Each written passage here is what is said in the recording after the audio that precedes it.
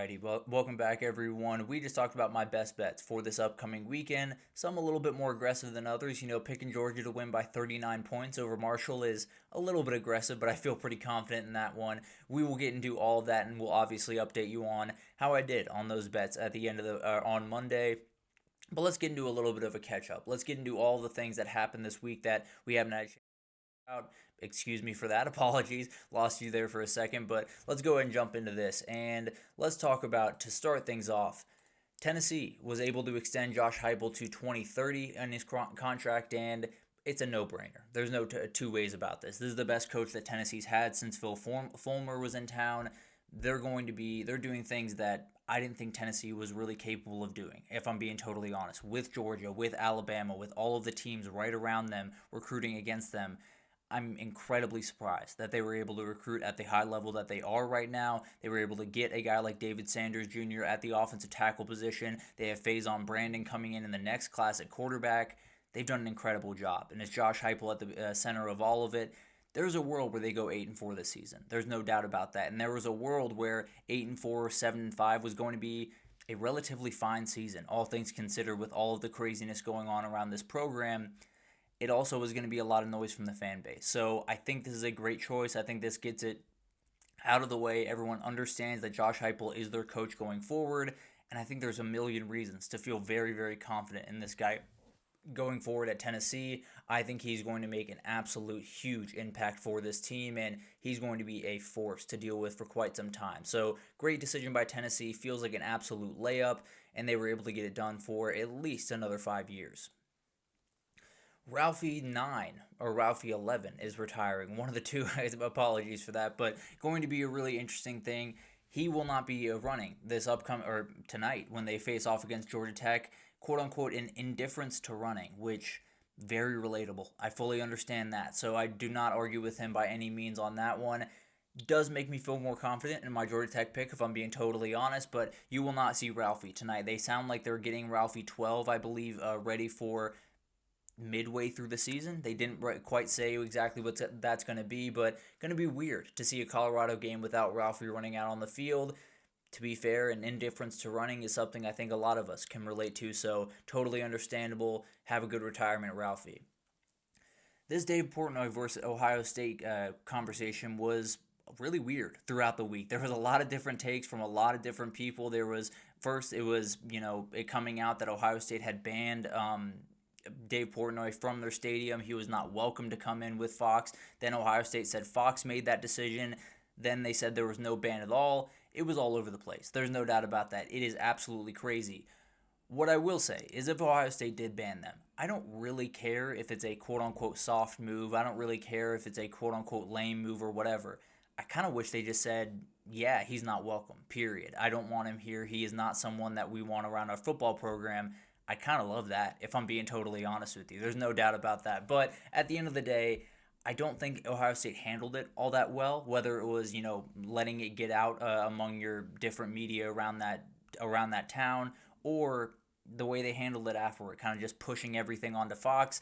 Not the greatest thing to have, the biggest asset for Fox in college football arguing with Fox. Not necessarily ideal for either parties, but at the end of the day, I don't think it's going to be a huge deal. It sounds like Dave Portnoy will be a go for just about every other game this season. I don't know if he's going to be in stadium for those, and I don't think it would be crazy if he wasn't in stadium for those moments, because it is a smaller group, it is a smaller table in all of those shows that find their way into the stadium with about an hour or 30 minutes before kickoff. So not really all that crazy to me for a number of reasons, but did get kind of blown out of proportion, and as you can imagine, Dave Portnoy took that and ran. So totally understandable from both sides. I will say it does sound like the Barstool College Football Show will not be in Columbus this week, so that is an Ohio State decision. I can promise you that, because I know Fox definitely wanted them to be right next to the Fox broadcast, so people could just come over to the Fox group right after the Barstool Show. So I know that was going on.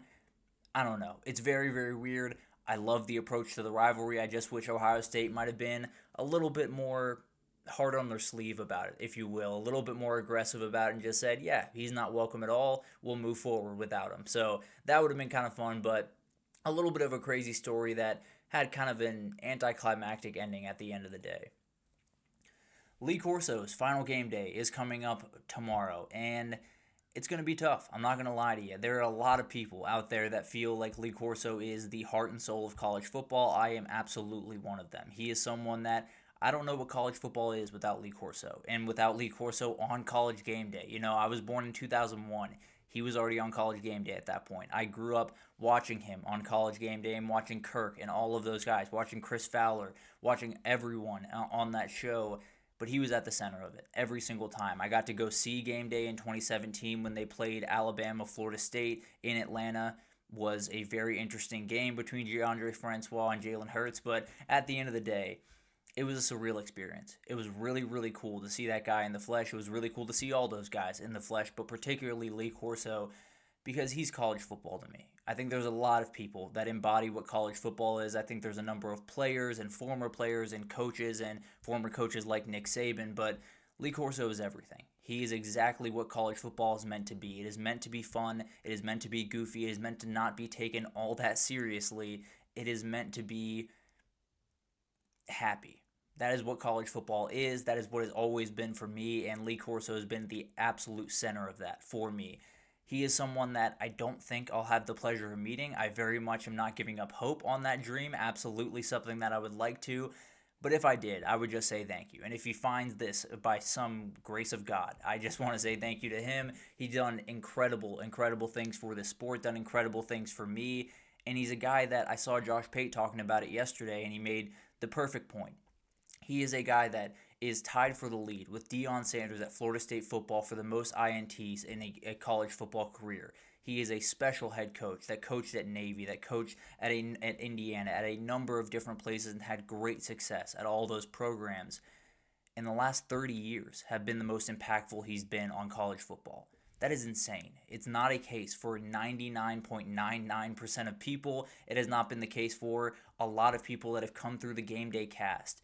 He is uniquely special. He has created a world in college football where kids turn on the TV, they see a weird old man putting on a big head that's way oversized and really weird, and he's wearing a weird costume and dancing with the Notre Dame fighting Irishmen. It's awesome. It's everything. It is everything to me. It is the college football that I grew up loving, and you see a little piece of it walk away tomorrow. It is going to be tough. I'm not going to lie to you. I watched the documentary about him. I cried like a baby. I have to imagine there is going to be some tears tomorrow from me, but at the end of the day, all you can really say is thank you. He was an incredible, incredible ambassador for this sport. He is someone that I think we'll see some of him going forward, but at the end of the day, he gets to enjoy his time with his family, and he very well should. He has done so much for the sport. He has given everything to so many people out there, including myself and including just about every one of my friends that loves this sport the same way I do.